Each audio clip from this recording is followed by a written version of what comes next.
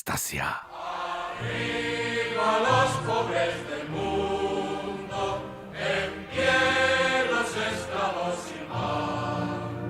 Alcémonos todos al grito, viva la Internacional. Removamos todas las trabas que oprimen al proletario. Cambiemos al mundo de base, uniendo al... Bienvenidos a un nuevo vídeo del Arca de Clio. Soy Fran Paisal, profesor de secundaria, y voy a presentaros la Revolución Rusa. La Revolución Rusa es uno de los grandes acontecimientos de la historia del siglo XX, ya que va a cambiar profundamente la historia de nuestro mundo contemporáneo y va a traer unas grandes consecuencias a escala mundial el resto del siglo XX. La cronología, como podéis observar, entre 1917 y 1923 es la que vamos a estar abarcando en esta explicación. Rusia se encontraba a la altura de 1917 en plena época zarista. Su emperador o zar era Nicolás II Romanov, que empleaba su fuerza y todo el poder posible para gobernar Rusia. Rusia era una autocracia zarista, es decir, que el zar concentraba todos los poderes en sus manos y este sistema político apenas había variado a lo largo de la historia. Por lo tanto, no es un régimen constitucional, es un régimen autocrático, una autocracia. El zar apoyaba su poder básicamente en la Iglesia Ortodoxa rusa. Tengamos en cuenta que Rusia era un país altamente creyente. El ejército, que siempre actuaba a las órdenes del propio emperador, y también la burocracia, que aseguraba que las órdenes del zar se cumplían en todos los rincones y todas las provincias del vasto imperio ruso. El imperio ruso, que es muy grande, es un imperio territorial, sin embargo está bastante atrasado económicamente, prácticamente ha salido hace poco de la época feudal y su base económica es la tierra, es una base rural, mientras que la industria se encuentra muy escasamente desarrollada, principalmente en las grandes ciudades, y por lo tanto la burguesía también. Existe todavía una nobleza que acompaña al zar y que forma parte de la corte. La guerra ruso-japonesa va a ser otra de las grandes causas de la Revolución Rusa. Es una guerra entre Rusia y Japón por la zona del norte de China, la zona de Manchuria, en 1905. Rusia va a ser derrotada por Japón y esto va a ser también uno de los desencadenantes de la Revolución Rusa. Y por último, una nueva guerra en la que se van a ver involucrados los rusos, que es la Primera Guerra Mundial a partir de 1914. Esta guerra va a volver a traer mucha hambre, necesidad, y todavía el zar va a tener todo el poder y va a seguir abusando de su posición. La familia de los Romanov, que estaba gobernando Rusia desde la Edad Moderna, estaba dirigida por el zar Nicolás II. Nicolás II estaba casado con la emperatriz Alejandra. Tenía 4 hijas llamadas las grandes duquesas, dentro de la cual se encuentra la famosa Anastasia. Le tiró a su hermana, una piedra a la cabeza. Hace trampas en las cartas, va y te roba la cerveza. Si te pega, tú te aguantas, no te metas con su alteza. Y el príncipe heredero, el zarevich, según el título ruso, es Alexis o Alexei, situado a la izquierda del zar, como podéis ver en la foto. El zarevich tenía una enfermedad congénita, que es la hemofilia, que le causaba grandes malestares y sufrimientos, y la familia mantenía prácticamente en el secreto esta dolencia del príncipe heredero para que el pueblo no se volviera en contra.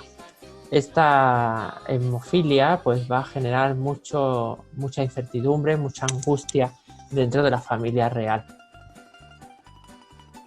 La guerra ruso-japonesa supone una derrota flagrante para el ejército ruso, que se encontraba bastante más desordenado, y con un equipamiento más atrasado que el ejército japonés, como podemos ver en esta ilustración.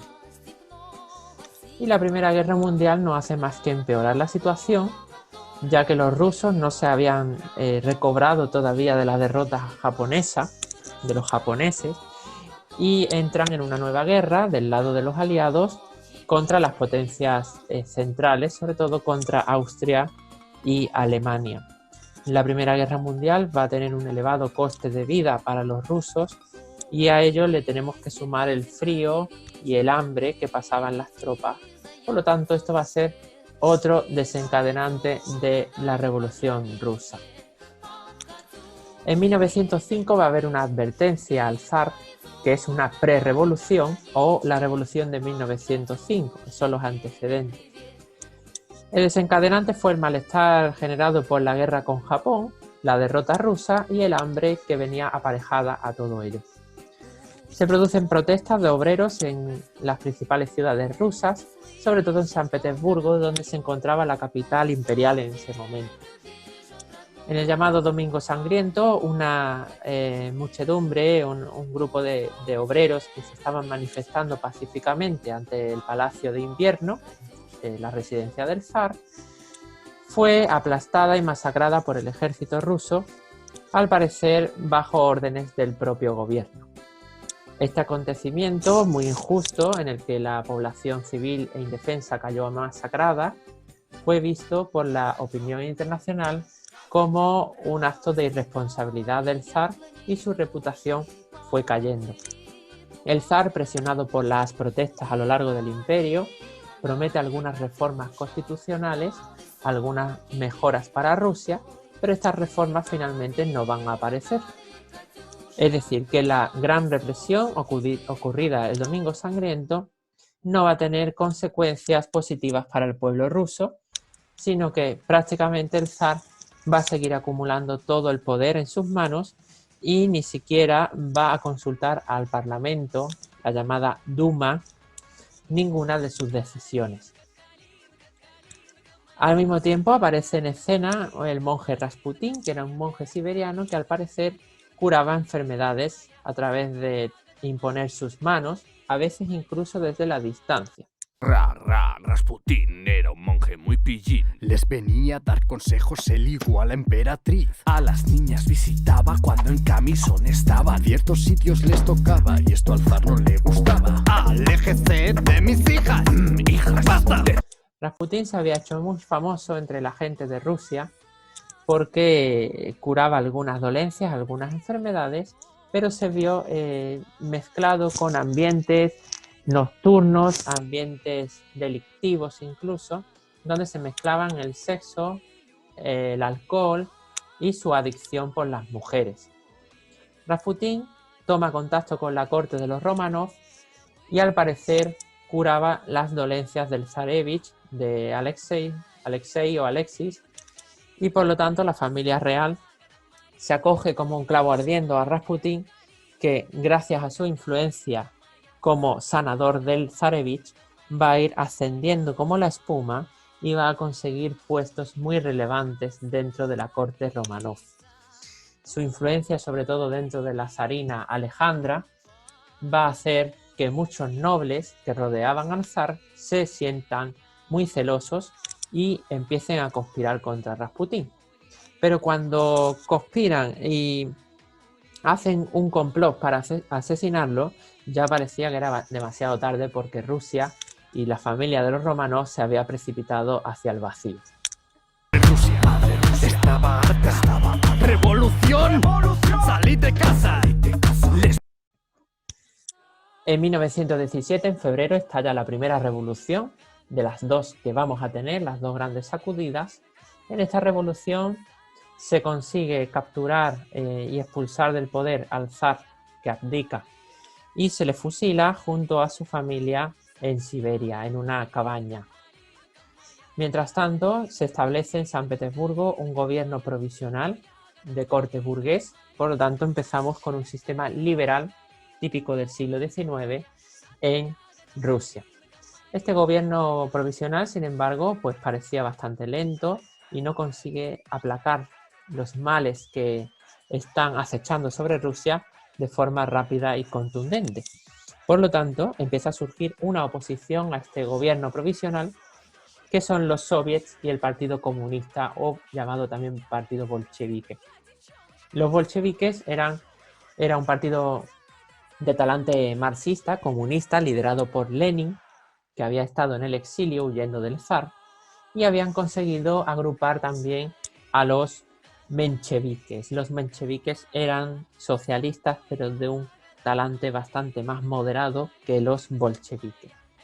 Los soviets, sin embargo, eran asociaciones de campesinos, obreros y soldados juntos. Estas asociaciones tenían como fin mejorar a Rusia y luchar por su progreso. El partido de Lenin, el Partido Comunista, consigue absorber a los soviets y volverlos a su favor, de tal manera que van a actuar conjuntamente en la siguiente revolución. Por cierto, la hoz y el martillo son el símbolo de los campesinos y los obreros. Esto es una reconstrucción de lo que fue el asalto al Palacio de Invierno en la Revolución de Febrero. El zar y la familia Romanov fueron capturados y fueron secuestrados prácticamente y llevados a los confines de Rusia, donde fueron asesinados en total misterio. Uno de los últimos momentos de la familia Romanov fue bastante dramático. Al parecer fueron despertados en plena noche, llevados a un sótano para hacerles una fotografía familiar, pero era una trampa, ya que los soldados encargados de custodiar a la familia real dispararon contra todos sus miembros, incluido el príncipe heredero, el Alexis. Pidieron por la noche una foto familiar y esa foto era broma, les vamos a ejecutar.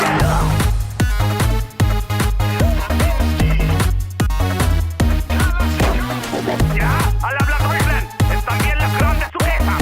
Sí, todo genial. Y ninguno logró escapar. Ya sabéis que hay una leyenda de que solamente Anastasia, la hija más pequeña, consigue escapar porque se hizo la muerta, y esto ha dado lugar luego a películas y a leyendas de diversos tipos. Anastasia. Lenin, en Rusia ya dando sus mítines políticos, va a organizar una segunda revolución, que es la Revolución de Octubre, que va a ser protagonizada por el partido de Lenin, es decir, el partido bolchevique o el partido comunista, junto a los soviets.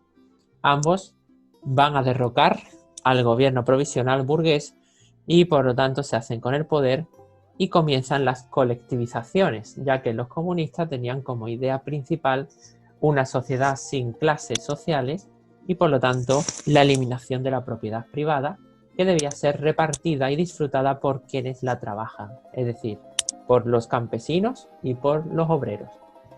Por lo tanto, se va a empezar a poner en práctica en Rusia la teoría de Marx, del marxismo, y el comunismo.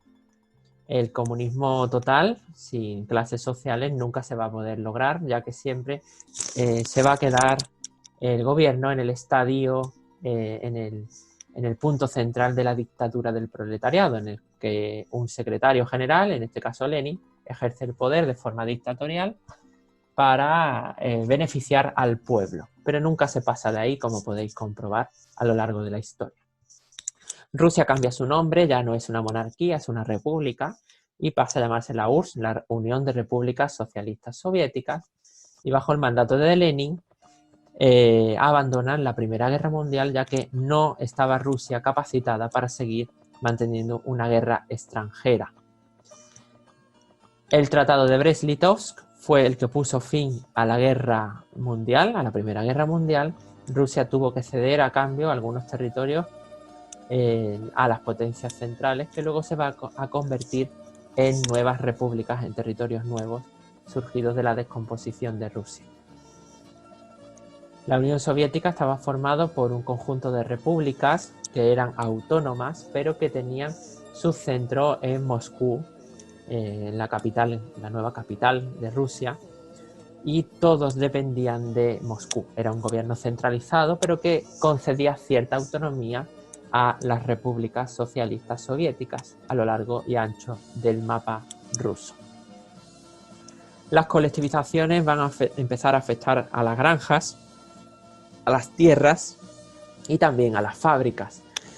Los rusos empezaron poco a poco a disfrutar de las propiedades colectivas, pero esta gestión no se llevó a cabo de forma rápida, sino que se hizo de forma muy lenta y no siempre bien gestionada. Por lo tanto, la corrupción va a empezar a aparecer dentro del gobierno ruso y los propios campesinos, los propios obreros van a empezar a sufrir los estragos de la colectivización. Es decir, lejos de mejorar sus condiciones de vida, los campesinos y los obreros van a empeorar sus condiciones de vida porque muchas veces van a faltar alimentos, van a faltar abastecimientos básicos, ya que el propio gobierno requisaba todos los alimentos y luego se encargaba de su gestión y repartición. Por lo tanto, el proceso era muy lento, todo recaía en el Estado lo controlaba todo y esto hacía que la gente pasara hambre y frío. Se va a desatar además una guerra civil, es decir, una guerra dentro de la propia Rusia, aunque es verdad que algunas potencias extranjeras como ingleses o franceses van a participar del lado del ejército blanco. Y esta guerra va a ser entre los rojos y los blancos, es decir, los rojos son los comunistas, el gobierno de Lenin, y bueno, comandado por el general Trotsky, que era, digamos, la mano militar de Lenin, y los blancos. Los blancos eran un ejército contrarrevolucionario, es decir, que querían volver a Rusia al estado anterior, al estado, digamos, democrático, pero sin grandes exaltaciones y sin grandes cambios como exigían los comunistas.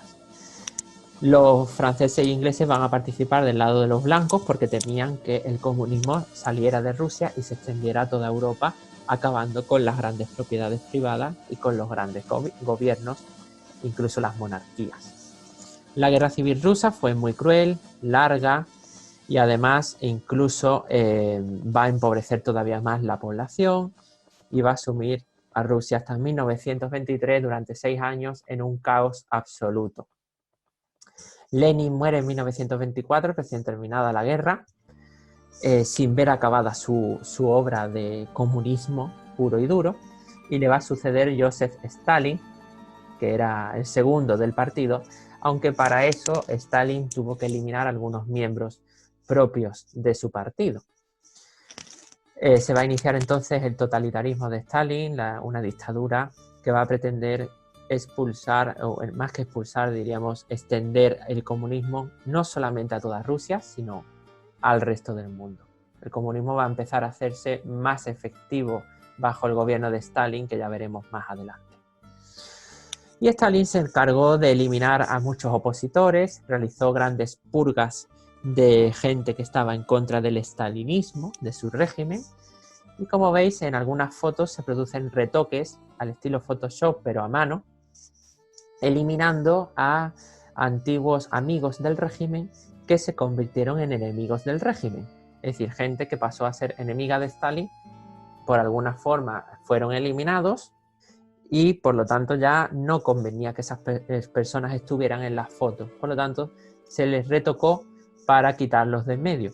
E incluso muchas veces se retocaban también las fotos para engrandecer los mítines políticos de Lenin o de Stalin, para hacer más grande la obra de los comunistas y por lo tanto dar propaganda al régimen, porque a fin de cuentas todos los totalitarismos utilizan propaganda. Y bien, esto es, como podéis ver, el stalinismo, que empieza en 1925, un gobierno dictatorial, totalitario, donde se va a imponer el terror como medio para alcanzar los fines del poder. Espero que este vídeo os haya servido de ayuda, que os haya gustado, que le deis a like al vídeo si os ha convencido y que por favor os suscribáis a mi canal para ayudar a la educación desde casa. Un saludito.